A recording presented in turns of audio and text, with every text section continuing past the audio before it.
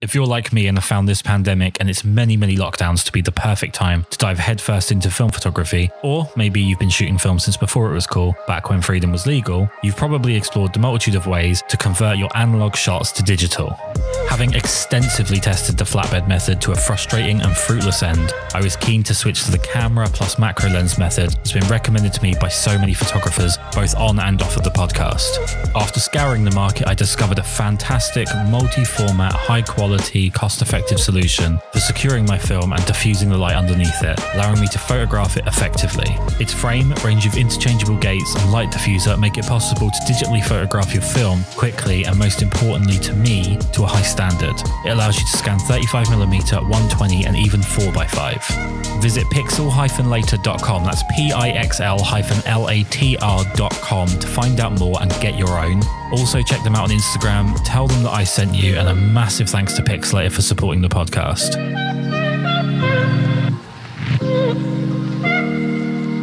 This is quite interesting because normally I would approach from the point of view of you being a photographer, and we're going to kind of get to that at some point. Or if you're a model, I would approach from the point of view of you being a model. But I actually want to start off talking about ballet, if that's all right with you, and just how you first found ballet and what made you want to.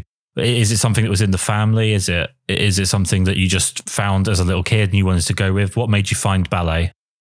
Well, actually, there's no ballet really in my family. My mom was a gymnast and my dad did wrestling in high school. So it wasn't that. But my best friend, Kaylee, who I've known my whole life, when I was about 7 years old, she was hanging out at my house. And her mom came to pick her up and said, "Hey, I'm going to take her to a ballet class. Does Mackenzie want to come along?" And my mom was like, "Oh yeah, sure." So I put on some t-shirt and shorts, socks, didn't have any ballet clothes, ballet shoes, anything. And took my first ballet class. And I was in love with it from then. And I just kind of kept with it. And yeah, it's kind of crazy how it ended up that way. But I feel like ballet is something that gets, from an outside perspective, it gets a little bit of a bad rap in the sense that I don't know about, obviously I'm not in Texas, I'm not in America, but in England, especially it's quite ironic with football or soccer that if you have someone that sort of feigns injury or throws himself to the floor quite often, you'll get this dismissive comment about being a ballerina, and in actual fact, to be a ballerina would take significantly more physical toughness and mental toughness than to act that way. Why do you think that ballet has got this sort of perceived idea of it being soft compared to other physical activities? Because I think most of us know the damage that ballet can do to you and the amount of exhaustion and physical difficulties you have to go through to do it. Why do you think it's got that perception?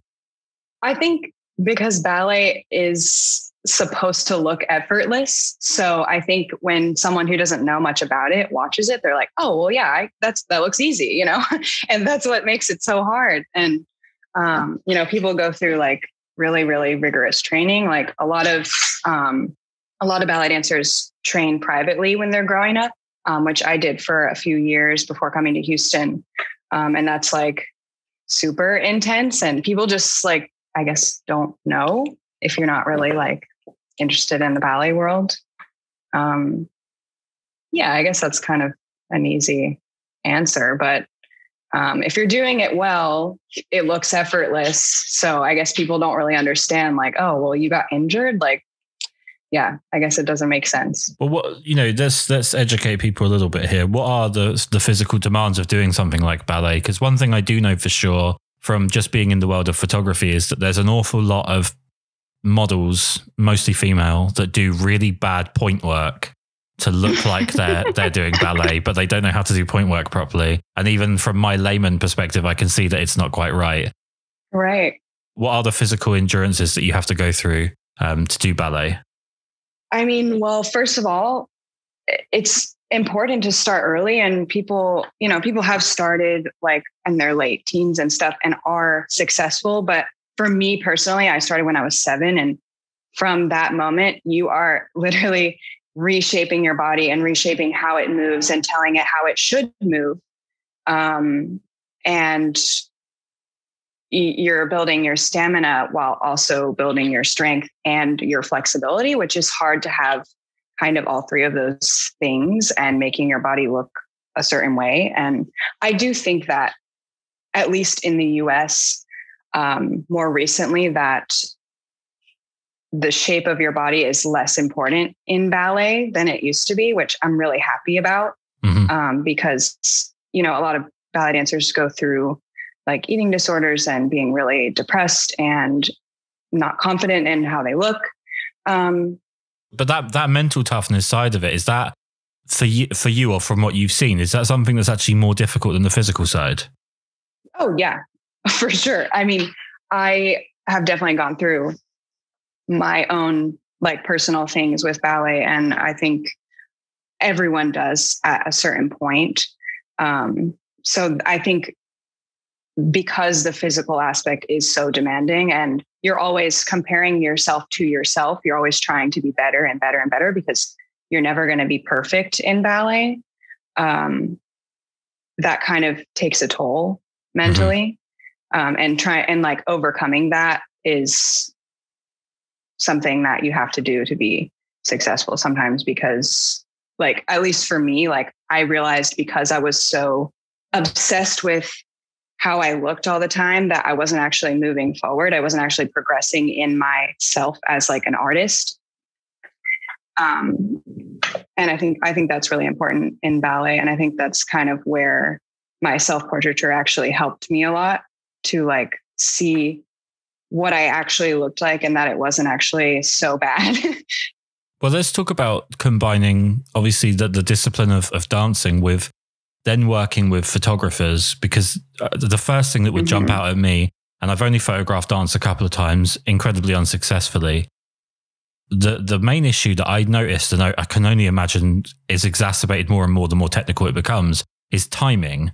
Because the photographer really needs to understand what it is that is the peak of the movement to be able to get the photo at the right time. So there's a huge amount of, I imagine for you, there's got to be a lot of practice runs that are probably quite arduous and, as we would say in England, knackering, like very tiring, for you to get to the point where the timing's right. Is that something that's fun, or in my opinion, I feel like it must be just incredibly frustrating? Right. Well, I guess when I first started working with photographers, it was normally ballet photographers. So they kind of knew a lot about ballet already and knew how to catch a position. So that I don't remember any moments being like, oh, I'm like too tired to keep doing this same pose. Like normally the people I've worked with have been able to get it within, you know, a reasonable amount of time, thank goodness. And they're normally really like everyone I've worked with has always been really nice about like, if you're tired, please let me know. Like, don't do anything that you're going to hurt yourself. Cause obviously like if I get hurt in a photo shoot and then can't do my job, it's their fault sort of, and my fault too. But you know, they don't want to be the one sort of responsible for making me do something that I got too tired to do. And that was how I started first working with photographers, is doing ballet photo shoots. And after a while, they kind of all started to feel the same. So I said to one photographer, like, hey, do you mind if I'm just like not a ballet dancer in your photo shoot? Like I can do things that are movement related, but I don't want to be like in downtown Houston in a tutu again. Like I've done this too many times and I can't figure out anything creative to do. And I wanted to do more than just being a ballet dancer. I wanted to be more than a ballet dancer. So that's kind of when I started to realize that, I think. So previous to you doing those first couple of shoots from the point of view of someone involved with ballet photographing you, did you have like aspirations to get in front of a camera before that? Honestly, since I was little, I like to be in front of the camera. I mean, I already was used to being on stage, but I would ask my dad like, hey, can we go somewhere and go do a photo shoot, do a ballet photo shoot? And my dad would take photos. I mean, he wasn't a photographer or anything, but you know, that was like something that I enjoyed doing. So I kind of always liked being in front of the camera. Or like for Easter, we would like curl our hair to go to church. And I would be like, Mom, can you just take a picture for me, please? You know, like I don't know, maybe that's super narcissistic and vain of me, but I've always like felt comfortable in front of a camera, I think. Well, I feel like there's got to be a certain amount of vanity regardless. And not necessarily in a bad, it's not necessarily a bad thing. I think growing up for a lot of people, like for me, I kind of became very aware of what I looked like very early on. So I wasn't particularly keen on being in front of a camera, but I think people that don't look like characters from Lord of the Rings are probably more than happy to be in front of the camera. Your first shoot. Oh, come on, you do great. your first shoot, the first time that you were in front of the camera and it was a photographer, not, someone with a camera, but a photographer. What was that experience like? I'm trying to remember what my first photo shoot even was. Well, it couldn't have been that bad if you can't even remember it. So that's a good thing. I feel like it was pretty normal. I did what I knew how to do, which was ballet. And he had an idea already of like what kind of outfits I had. I wore the photo shoot I'm thinking of. I wore this like long red dress, like ballet type dress. And we took photos in this little like park that we have in Houston. It was beautiful. Like the photos came out really good. And I basically just did what I knew how to do. And he knew when to take the photo, and that was that. And yeah, that's kind of how the first few photo shoots kind of went, because I was interested in making beautiful photographs, but I think my artistic vision and like what I actually wanted to create definitely developed from there. Like it's so different now than it was. I mean, I guess that was probably 6 years ago now at this point, because I think when I first started doing ballet photo shoots, I had just moved to Houston. So, well, you say things have changed, and I'm assuming you mean in terms of what it is that you want to be getting from the shoots and the styles that you're doing. Where is it now? Now, I think I just want to make something that has purpose. I think that's the most important thing in a photo to me is purpose and making someone feel something from looking at it. And I've always been really inspired by cool shapes. And I guess that to a certain extent, most photographers are interested by cool shapes, but just there's something so satisfying when you are moving in a photo and it just looks right. It's so satisfying. So I think that's my main focus.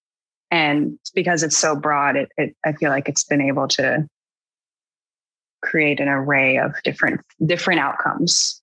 And in the build up to what you're doing, and I guess even with the last year that we've had, where a lot of people have had downtime to kind of sort of work out next steps, and maybe not with quite the accuracy in terms of when you'd actually get back to being able to do stuff, but such as the last year that we've had. Do you have like potential projects or even like long-term collaborations? Maybe the idea of doing something that is a bigger body of work than individual images. Do you have projects like that in mind? I mean, of course, the goal is to have, a book or, a bigger following, or, I mean, not even a bigger following, but just like a bigger impact on people. But I really just take it day by day. And like right now, it's just, if I'm feeling in the mood to take a photograph, if an idea pops in my head, like that's how I get my images. I'm not like someone who pre-plans my photos or anything. I just have an idea and that's what I do. And right now it's kind of just my way of escaping reality, the reality we're in right now. Mm-hmm. And that's kind of why I started with the self-portraits originally. Let's talk about the self-portraits for a bit, because okay. To be honest with you, obviously having spoken to Karl, who you've worked with a couple of occasions, at least to my knowledge, and having edited his YouTube video, which featured yourself as the model, I've followed you quite, through social media the way that people do. But when I saw that you were doing self-portraits, that was kind of the trigger point where I was like, this is a really cool idea to have you on, because we can talk about things from different perspectives. Being photographed by someone else is a big trust moment, because no matter how, especially Absolutely. I guess with something as technical as ballet, but even just in terms of your own self-image, you're giving over a lot of power to someone else. And then most photographers most don't do self-portraits in a serious sense. They might take pictures on their phone or whatever, but they don't do portraits of themselves in a serious sense. You are taking self-portraits, and I believe on film. So let's talk about how that started. What made you want to do that, and why are you shooting on film? Well, I guess I should start off with, beginning of the pandemic, I got myself a digital camera and started taking self-portraits. And I did love, how they ended up, but it took a lot of editing and, that whole thing. And then I had been actually planning to shoot with Karl for a long time, and we, never made ends meet, I guess. And eventually we ended up shooting together. We shot in Galveston, which is like the beach in Houston. And we were wrapping up the shoot, and I was like, I'm so interested in shooting film. I just have no idea where I would start. And he was like, come borrow my Contax T2. It's the best point and shoot there is. And I was like, okay, sure. Yeah. We left the shoot, and I was kind of like, that was nice of him to offer me to borrow a camera. But, I wasn't like actually thinking that I was going to be borrowing his camera. And I guess like a week later, he texted me and was like, hello, are you coming to get the camera? And I was like, okay, yeah, I guess. And I still have it. So that was, 8-9 months ago. And I'm still borrowing it from him because I've tried to give it back a million times. And he's like, no, just keep it. Just, keep using it. And so I guess that's kind of how I started actually shooting on film. And I had no idea what I was doing, but at least it's a point and shoot. It does everything for you. So that was kind of like, it seemed hard at the time, but now I'm like, that's my go-to camera just to pick up, and I don't have to think about anything really. I just take the photo and it makes it look good. Right. Shortly after that, I got a little Olympus SLR camera and started using that for self-portraits. And of course, for me, the hard part was not seeing it right away and not getting that. It was a delayed gratification, and it took longer to correct myself. Whereas like if I was shooting on digital, I would start off doing something stupid, and then eventually it would turn out looking good because I could see it and correct myself. And then shooting on film, I would get the photos back 3 weeks later and be like, well, that looked like horrible. So I need to try again, So it's been like a slower process in that sense, but I just think the outcome of film and just how it looks is so much more interesting than shooting on digital. And now I haven't picked up my digital camera for months. So, well, something that a lot of photographers tend to focus on, and I actually think it's a bit of a stumbling block. And it's, I mean, I know it's 2021 and we don't want to say something that's going to go the wrong way, but it definitely seems to be a male trait, is being very gear centric, very focused on the equipment or focused on settings. And especially when it comes to photographing people, you do have to give a certain degree of energy to the subject because they need some sort of reciprocal energy. Like I said earlier, there's a trust issue there, and you've got to be able to communicate what it is that you're looking for from them. When you're photographing yourself, and especially on film, what's the key component that you're trying to bring to it? Is it like expression? You mentioned shape earlier. What's the main thing that you want to be focusing on? I think when I started doing self-portraits, it was more a shape interested thing. And then as I ran out of shapes to make, I realized that it needed to be more than that. So now I'm focusing mostly on emotion and just being expressive and, making a photo that says something while still maybe making a cool shape. I don't know. There are so many photos I've taken that I've never seen the light of day because who knows what was going on that day with me. But and you mentioned like trust with a photographer and stuff. Like I've had moments where I'm literally in my apartment by myself and I feel insecure in front of the camera. And I'm like, there's nobody here and no one is going to see these photos if I don't want them to. Like, why do I feel like this? So then I think having that thought made me realize that like everything is in my head. Like, even if I do feel uncomfortable in front of the camera with the photographer in the room, it probably has nothing to do with the photographer. It has everything to do with me and myself personally and my own personal journey. So I think it's actually like helped me mentally a lot to like unpack some stuff. But the trust dynamic is interesting because it doesn't, just because I'm doing self-portrait doesn't mean that I even fully trust myself. So, well, how much has being the photographer and the subject at the same time informed you for the next time you're in front of someone else's camera? Have you learned things about yourself that you can apply when someone else is photographing you? Yeah, I think I definitely figured out what my strengths were, because I could see like if I would try something and it wouldn't work, you know. But I also think the dynamic is so different that I don't even feel like it's the same thing. Right. If that makes any sense. Right. Yeah. How to use it, not the same thing. What's the big difference?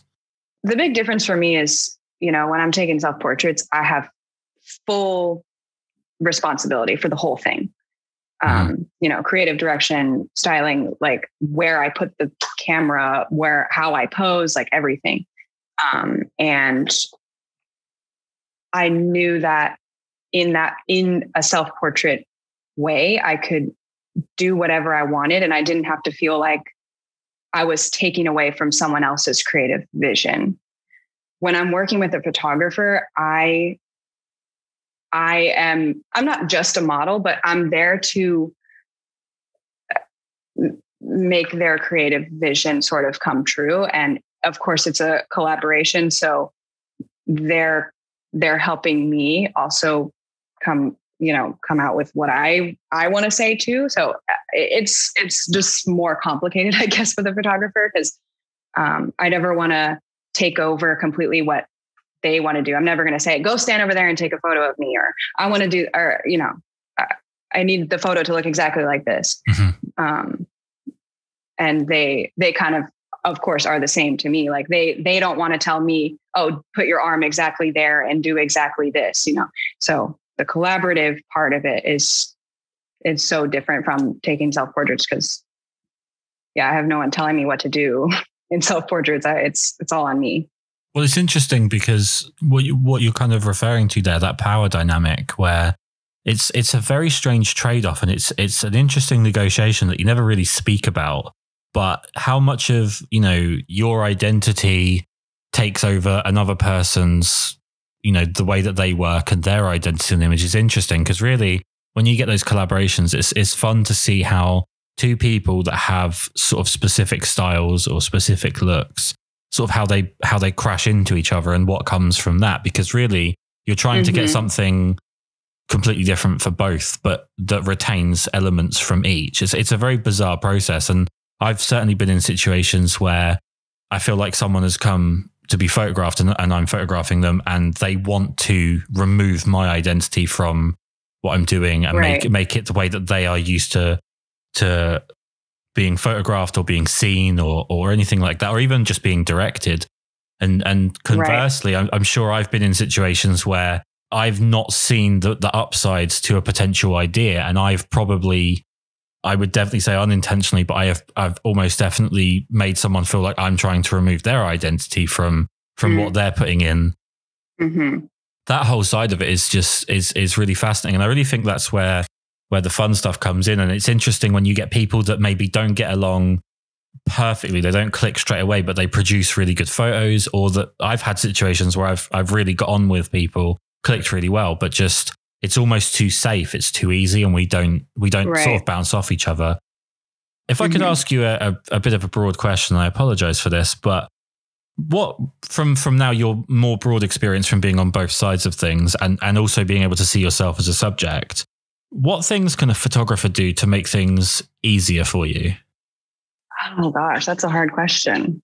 Yeah, I apologize up front. I feel like I've worked with like great people, you know, like I feel like I've always felt comfortable in front of the camera for the most part. I guess one weird example was like, I guess a photographer brought a bunch of clothes that didn't like really fit me, but she was very like adamant about me wearing them. And I just like, she didn't she didn't like prepare me for what I was going to be wearing. So I didn't have like the right thing to wear underneath them. And I was just like, I guess communication, that's what that stems from.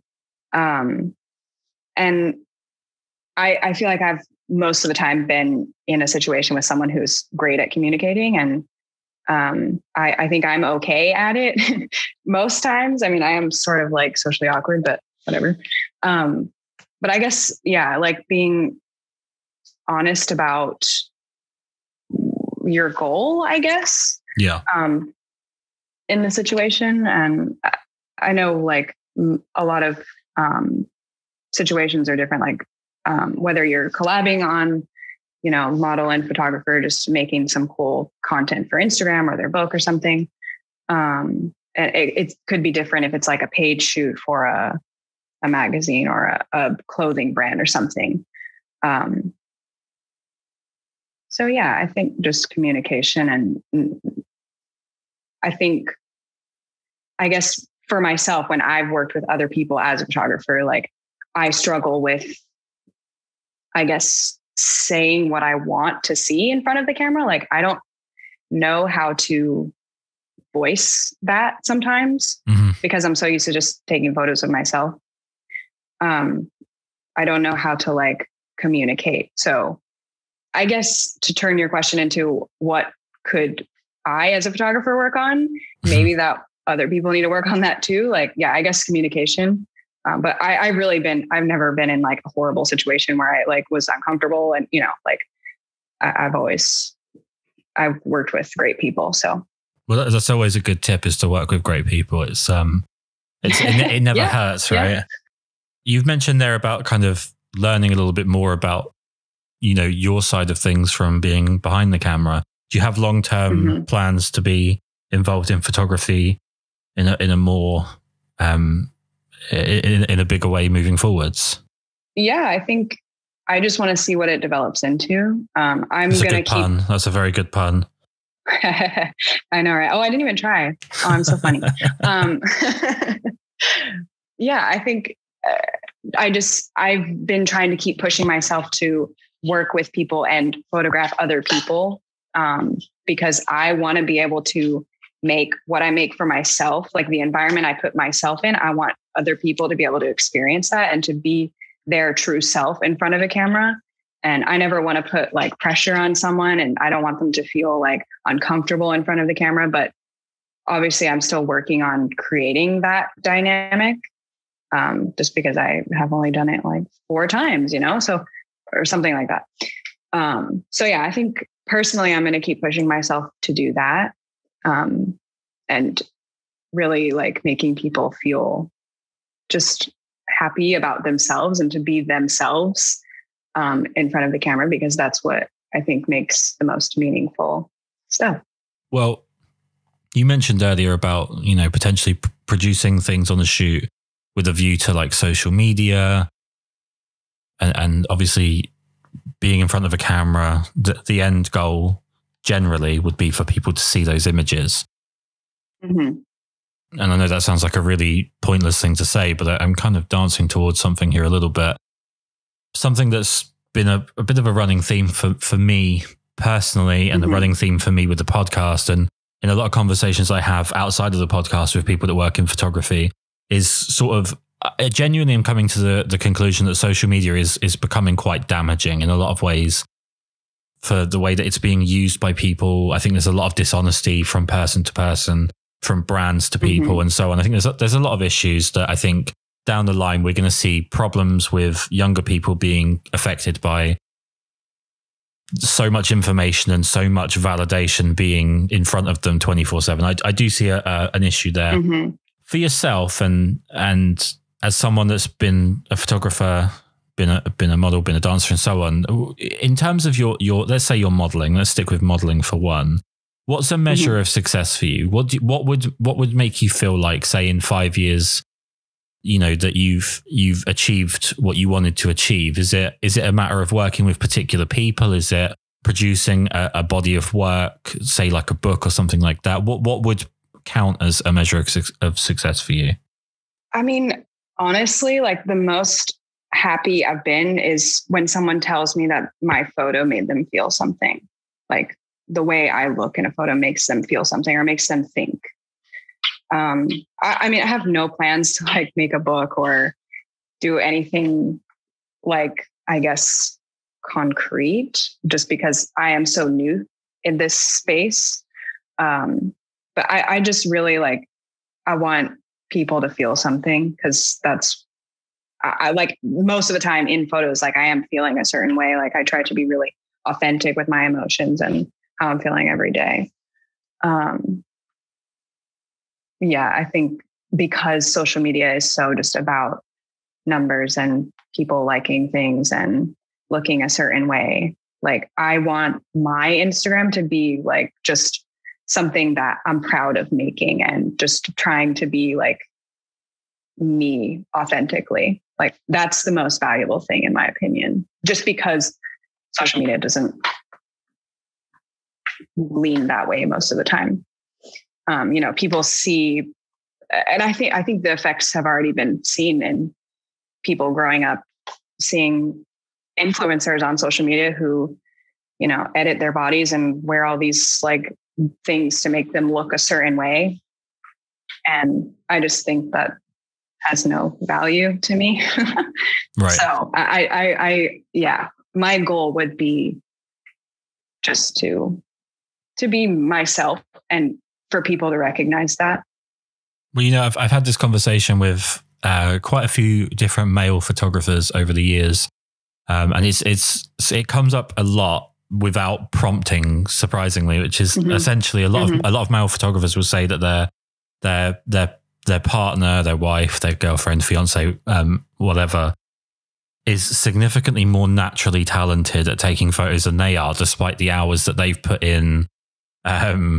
Studying, probably most of it arguing with people online, because that seems to be the way that most things are done now. But, the amount of time they've put in watching videos on how to do things, learning techniques, learning editing, doing shoots and so on, that I can think of 5 off the top of my head that have been on the podcast that have said to me that their wife can just pick up a camera and instantly take a better picture than they could without really putting any thought into it. And I just wonder if you think there's any particular reason that there could be this perceived idea that female photographers are almost like naturally gifted with photographing, especially when it comes to people. I really think people just have a gift for it. I think you just have to have an eye. And I mean, that's, I guess, what a few people have told me. Like Karl has definitely told me, like, you just have like an eye, what looks good in a photo. Mm-hmm.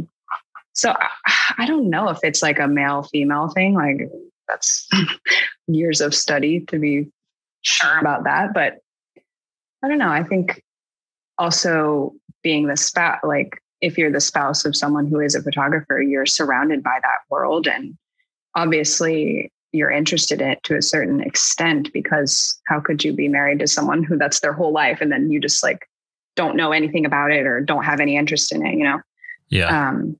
So I think maybe just like being around it and having an eye for it is definitely has some value.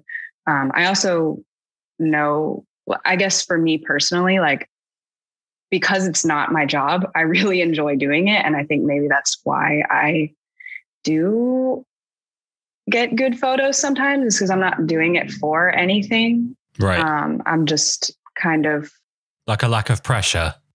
Yeah. Because I mean, I do love my job doing ballet, but there is some sort of pressure and I do feel anxious sometimes and, or I don't want to go into work or I don't want to do certain things. But with photography, I never feel like that. And I guess maybe the lack of pressure does help create good things sometimes. So that could be part of it. Well, something I've seen for sure with, I'm not saying I've done years of study or anything like that, but just sort of a running pattern that I see through conversation is that, that you do tend to see a difference in satisfaction or feeling accomplished or feeling like that you've had some progress in your work. It tends to change quite massively between people that focus on the process and people that focus on the result. And I think that a big part of certain types of people's personality is to be so focused on the process, enjoying taking the shots, enjoying the editing, being focused on the technical side of things, the gear and so on. And that quite often a lot of that stuff is superfluous and it's just a distraction from that kind of emotional side of things, which is more results based. And I think maybe that might be a situation where people that are so caught up in cameras and are so caught up in technicalities and, you know, film stocks or lenses or sensors or megapixels or anything like that, they get so caught up in it that they're just kind of filling their head with unnecessary information and distracting themselves from having, you know, an idea of what they want the result to be. And then the result gets away from them and therefore they're never satisfied because the process is a very finite thing. And when it's over, it's almost, I don't want to be crass here, but it's almost like heroin or some other recreational drug where when you're taking it, it's great, but the down is going to hurt you and it's going to hurt you more every single time.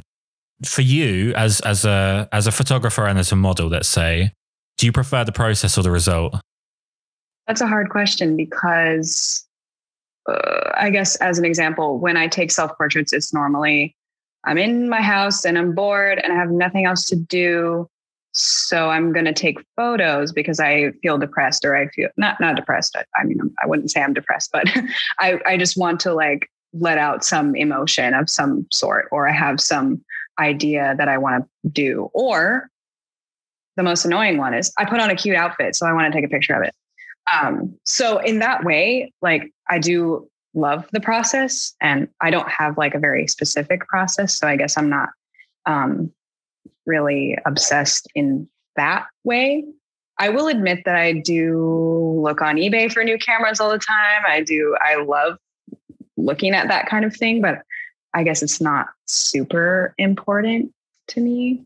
And I mean, obviously most film photographers' favorite moments are when they get their scans back from the lab or when, you know, they're done drying after developing and they can scan them and see what they look like. And I like, it's almost like a high in that moment of like when you get your photos back, because you can see like what you made. So I guess I do like the finished result, but I also enjoy the process at the same time. Yeah, I don't know. That's a hard question. Well, I mean, after asking a question where I basically shit on people that are too focused on the process, I guess now to ask a question that completely shits on myself here a little bit. But you photograph with people that shoot film, such as Karl, and I don't know the gentleman's name, but the fella that shoots the Hasselblad ballet stuff. Oh yes, David. Yeah, his work's fantastic. So big shout out to David. You've worked with digital photographers. In terms of how the process is different and which do you prefer, digital versus film? I guess I've gotten good pictures on both. So I don't know. Just right now it happens that I'm in the film world. And me personally, I like shooting film more. Maybe that's just the annoying hipster side of me though. I guess I've gotten like great results from both. I recently shot with Pratik. I don't know if you follow him on Instagram, but you know, he shoots all digital and I was blown away by the results that I got with him. We did a really cool like gold leaf idea. And for that, I like drew up where I wanted the gold leaf to be painted on my body. And he had an artist come in and like glue this gold leaf to me. And, you know, I think it looked insane. So I was happy with that. And if the photos were on film, I feel like it maybe wouldn't have worked because of the lighting he was using. And I don't know a lot about lighting, so who knows? But yeah, I think I've had great results from both. So, and in terms of the actual work, the process itself, is there much difference? And I suppose more speaking towards the dance side of things, because obviously digital, you can kind of just shoot through a sequence with multiple shots, whereas with film, I mean, you can do that, but that's a really expensive way to do it.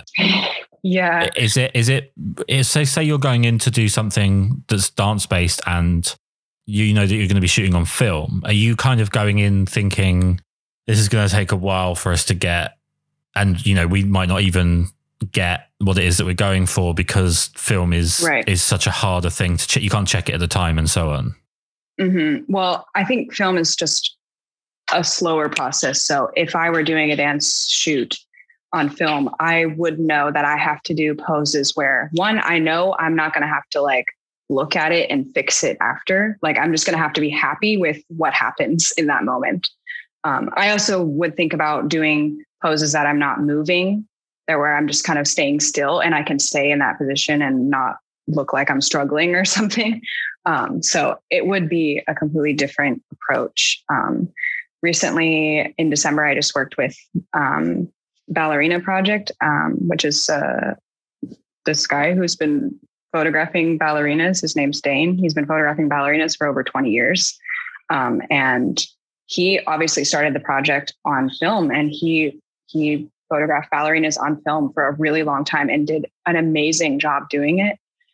And his photos really meant something, and he was able to capture really incredible things that I had no idea they were even on film, because at the time I didn't know when I first found his work, I didn't know really the difference in the look of the photos. So I knew he took good photos. And then when I worked with him in December, we talked a lot because we stayed together in Hawaii for a week, and we talked the whole week about his whole process and how he, figured out how to shoot ballerinas on film. It was really interesting. So it is possible. It's definitely possible. But it's definitely a slower process, and you have to go about it a lot differently than you would with digital. Well, we're gonna move towards finishing here. I've taken up far too much of your time already, but I feel like I've already thrown in one horrible question I did have to apologize for at the beginning, but I'm going to go for one more if that's that's okay with you, but I'm going to do it either way. Of course. In the position of being a model, someone that's been photographed, someone that's, photographed themselves and so on, there's a lot of ethics debates and a lot of social interest in photography, retouching, modeling, what effect it has on self-esteem, what effect it has on the people that sort of view the images, what effect it has on the people that are being photographed, and so on and so forth. There's a lot of sort of personal dynamics around the societal effects of modeling. And I know that I think we have definitely turned a corner in the sense of being more inclusive and certainly looking at different body types and looking at, people from different backgrounds and so on, which I'm not really ever sure I could begin to understand why you wouldn't want to, but there you go. It does seem bizarre to me that at some point in previous society, someone was like, yeah, we need to limit the number of pretty people that we photograph. Like, we need to make sure that seems to be like a bizarre setup to me, but power to the people that came up with it. They obviously knew what they were talking about because it's fallen completely to pieces. Would you say, from the position that you're in now, that you would recommend modeling to, say, a teenage girl or a young girl that's thinking about getting into it, given obviously the enjoyment that you get from doing it, but also the impact it can have on your self-esteem? Obviously, this is a hard question because you already said it was a hard question, but if it's something you love doing and you're good at it, like, why not make it your job? Personally, I probably will never make it my actual job, and I might eat my words eventually, but I don't know. I think because it's something I really enjoy, I don't want to lose the enjoyment. And I know if I made it my job, I probably would lose the enjoyment. Just in a similar way to my relationship with ballet now. Like, of course, I have loved ballet my whole life and have grown up doing that, but now it is my job. And while I do still enjoy it, I require something outside of that to satisfy me creatively and emotionally sometimes. Because at the end of the day, doing ballet is my job, and I'm meant to do what I'm told to do by the people who are my boss or my bosses, So I think just anyone who wants to get into modeling, like really think about that. Like if it's something you enjoy doing and you want to make it your job, go for it. But know that it is really hard to make something that you love your job. And it might change your relationship with it. I think obviously the modeling world is not the most inclusive place, but it is getting better. And if you can be a voice for your people, like, of course you should do it. And you should feel empowered to do that and be in the space, in the modeling space, because it's important. Okay. So last question, and why not? Let's do another horrible one. You're going to earn money from either, and it's going to be the same amount. The financial side of it doesn't change, but if you pick one, you can't do the other. Ballet versus modeling. Oh Lord, I don't know because I'm not like ready to give up ballet. You know, like just think like if I'd even just think for a second, like, oh my God, I'm never going to do ballet again. Like obviously, I would get really upset. But just because I've found such like comfort in self-portraiture and in modeling, like that would be hard to give that up either.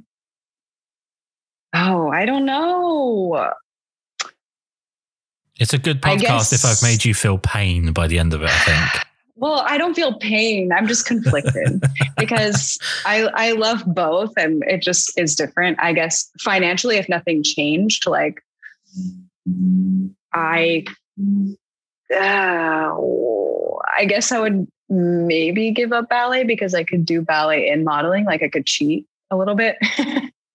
I mean, I guess I could cheat the other way around too, but you're finding a loophole now. No, I'm trying to find a loophole because there's no way I could pick. Because if I, gave up modeling, obviously there's plenty of opportunities in dance and ballet for me to create. It just would be in a different way. So yeah, thanks for throwing me a good one there, Kris. But they're both really important to me. So yeah, I didn't answer your question. No, I'm letting you get away with it. I'm being good. I'm segueing. So the most important part of the podcast is that I'm helping people find new creatives, new people in different areas of the photographic industry and people that have different contributions to make towards it. That means I have to tell people where they can go to find you, what you do, your self-portraits, the images that have been taken by other photographers and so on. So where's the best place for people to reach you? Yeah, my Instagram is @Mackenzie. And I have a little photography Instagram that I post on sometimes. It's called Portrait Sova. That's more of just the overflow though, and the photos I take of other people. But yeah, if you want to see my self-portrait normal stuff, @Mackenzie on Instagram. And I don't have any other social media. So yeah. Well, I know you were terrified coming in, but it's been wonderful to talk to you. Thank you so much. Thank you. Yeah, thank you. It was awesome.